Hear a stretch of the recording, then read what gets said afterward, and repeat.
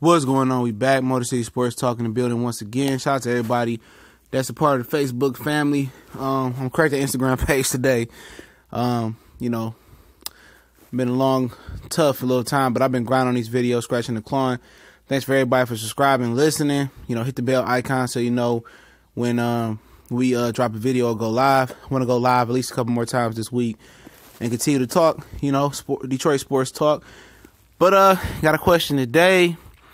You can pause the video and answer it, or you can wait to give my opinion and my synopsis on it. What area on our defense is the weakest position going into camp and into preseason and the season right now? Are we the softest at right now, or the weakest? You got the defensive backfield, the safeties, the corners, 1-2, nickel corner, dime corner. You got the linebackers, and you got the front four, D tackles, outside linebacker. And don't forget to think about the depth at the position too, In my opinion, to start off, man, I'm going to say this. I remember when our defensive backfield was a liability. Man, we had Aaron Berry and Bill Bentley and Alex Carter, guys like that was starting in our defensive backfield. And we finally drafted Darius Slade, which was probably one of our best second-round recent picks. And then, also Tease Tabor was drafted by Bob Quinn last year. So, and that was the strength, man. I remember, it was Vanden Bosch and Sue and Fairley and then going, Cliff Averill and turning to Ziggy and all, the turnover defensive line. Now, our defensive backfield is really our rock in our defense, other than when Nevin Lawson and DJ Hayden was the second corner. That was on our real glaring weakness. And I want to let you guys know that this year is going to be two new starting corners, or at least a starting second corner in a nickel. Tease Tabor is looking to compete with Deshaun Shedd, Nevin Lawson for that number 2 cornerback position. Tease Tabor, Jalen Tabor, the Florida Gator we got last year in the draft in the second round, started to pay last year. Special teams, and he worked his way into the lineup. He got exceptional ball skills, and hopefully he can catch on. If he develops like Slade did, man, he's going to be dangerous, man, in the backfield. And also the FBS, pass breakup leader from San Diego University, Jabal Agner, who's the electric return man, is seemingly to be in competition for the nickel position. They want to start him at the nickel position.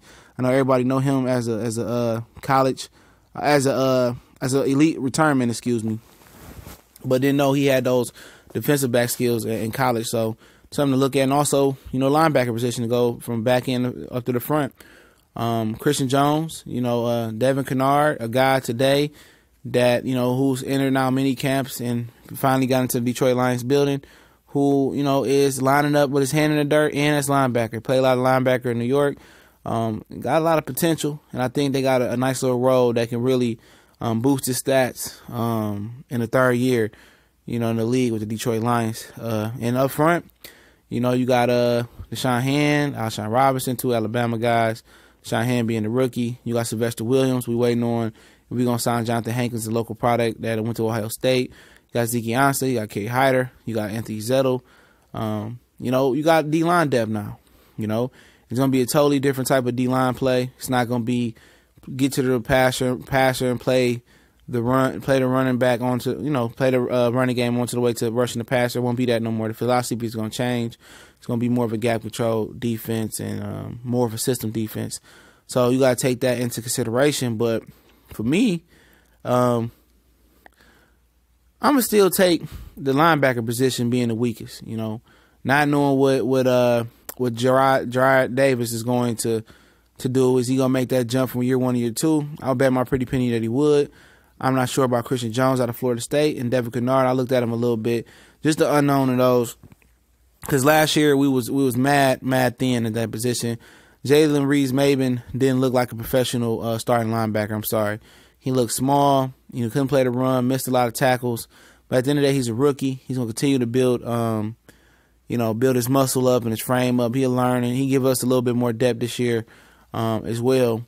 But Kennard looks the part. He looks good, but we got to see how they play. I think that's our single weakest position as a whole group on the team.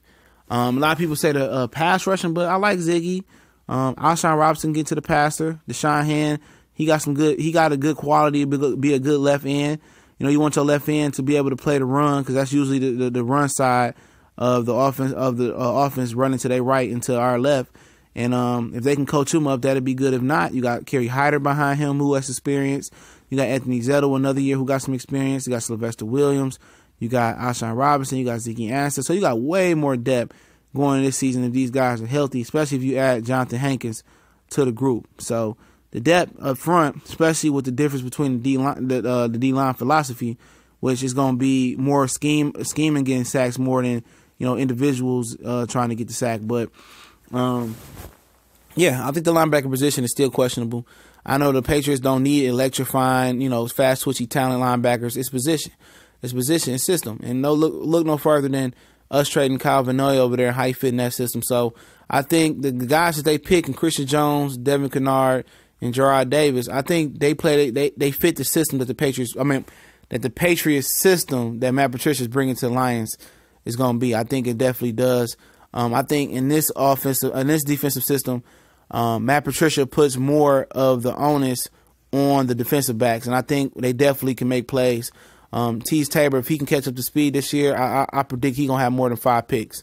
Or it might take him another year, but I think he's going to catch up to speed. I think Agner is another guy who's going to be handsy and get some picks. He's going to play the ball well. Darius Slay, we know what he can do. Glover Quinn, I think he's our best person in our defensive backfield. No disrespect to Darius Slay.